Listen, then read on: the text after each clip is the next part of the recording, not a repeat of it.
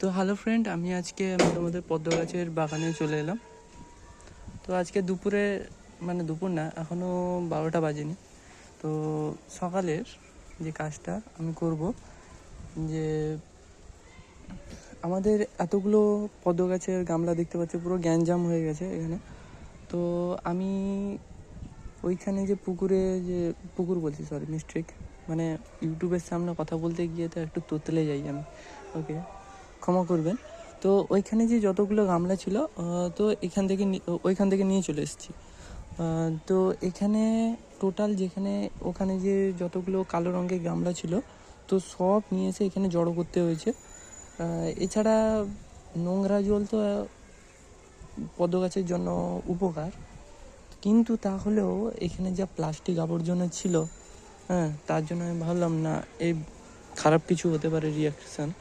তো আমি ভাবলাম যে না, এগুলোকে সমস্ত এখানে নিয়ে চলে আসতে হবে, নাহলে ওখানে আবার খালও আছে। এবার খালের নোংরা জল, এখানকার নোংরা জল, প্লাস্টিক সমস্ত কিছু থাকার পর যদি কিছু পদ্ম গাছের কিছু খারাপ কন্ডিশান আসে, তো এই জন্য আমি সমস্ত গামলাকে নিয়ে চলে এসেছি।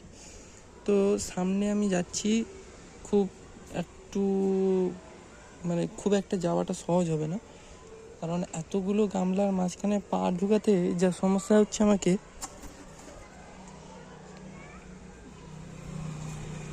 তো ছেলে বলে আমি চলে যাচ্ছি, মেয়েরা হলে অবশ্য যেতে পারতো না। তো যাই হোক, সাপেরও একটা ভয় আছে, এতগুলো গাছ আছে, তো কোথায় যে সাপ ফাপ আছে, এখানে বিশেষ করে বিষাক্ত সাপ থাকে। আমি সামনে যাচ্ছি, স্লিপও আছে তার মাঝখানে, কারণ কাদা পাঁক আরে ছিল তো এখানে। ওকে, তো আগের ভিডিওতে আমি বলেছিলাম যে তোমাদের পদ্ম গামলা কীভাবে, মানে পদ্ম গাছের যে মাটি কীভাবে রেডি করা হয় সেটা শিখিয়ে দেবো। তো আজকে এটা আমি শিখিয়ে দেবো, এই ভিডিওটা নয়, এই ভিডিওটার পরের ভিডিওতে। ওকে, তো যাচ্ছি, একটু অসুবিধা হচ্ছে। ওকে, তো যাই হোক, যেতেই তো হবে সে পাশে। এখানে যে টিউবওয়েলগুলো, এটা শুকিয়ে গেছে। ওকে, এক্ষুনি জল না দিলে এর গল্প শেষ হয়ে যাবে পুরো।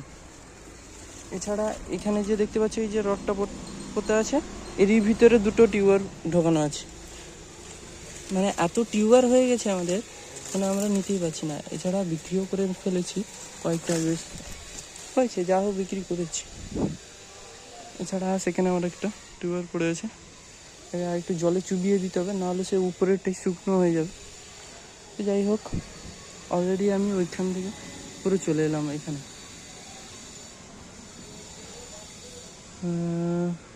তো দেখতেই পাচ্ছ মাটিগুলো শুকনো হয়ে গেছে, এতে তো জলই নেই, একেও উল্টে দেবো। একটা কুঁড়ি আছে, এই জন্য আমি ওয়েট করে যাচ্ছি এই জন্য। তো এখানেও টিউবওয়েলগুলো শুকনো হয়ে গেছে, এগুলোকে আর একটু জল দিয়ে দিতে হবে, একটু জলটা স্প্রে করা হবে। তো তোমরা যদি কেউ নিতে চাও, তাহলে টিউবওয়েলগুলো আমি সাপ্লাই করে দিতে পারি কম দামে, খুব কম দামে ছেড়ে দেবো। অনেক জায়গায়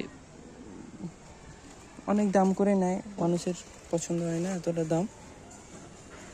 তো হ্যাঁ, পয়সাটা উঠবে ওই জায়গাটা যেখানে আমার যে কেউ কিনতে চাইছে, ধরো আমার পদ্ম টিউবওয়েল কেউ কিনতে চাইছে, তো ওখান থেকে আমার ডিস্টেন্স, মানে ওর যে লোকেশান, আমার লোকেশান থেকে যে যেতে যে কষ্টটা লাগে, ওইখান থেকেই পয়সাটা বেশি হয়ে যেতে পারে।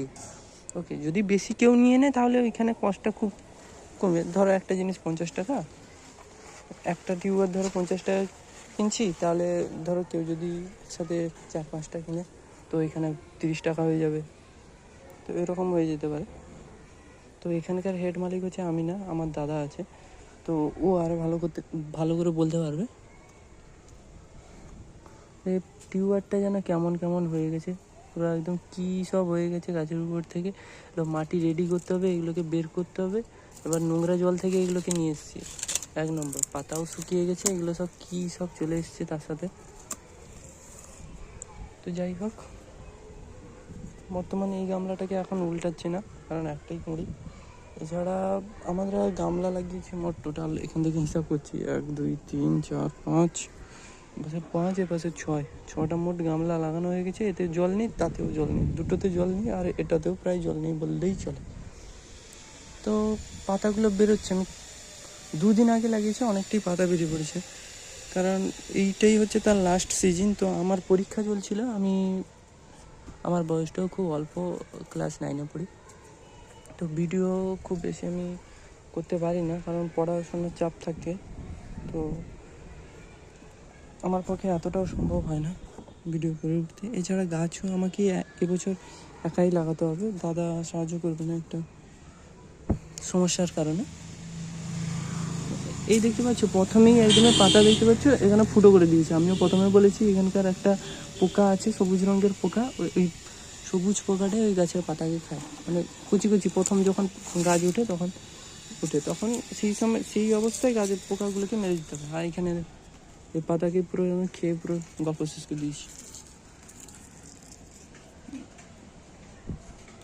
তো বর্তমানে আমি মাঝখানে আছি, সামনে যাচ্ছি আবার।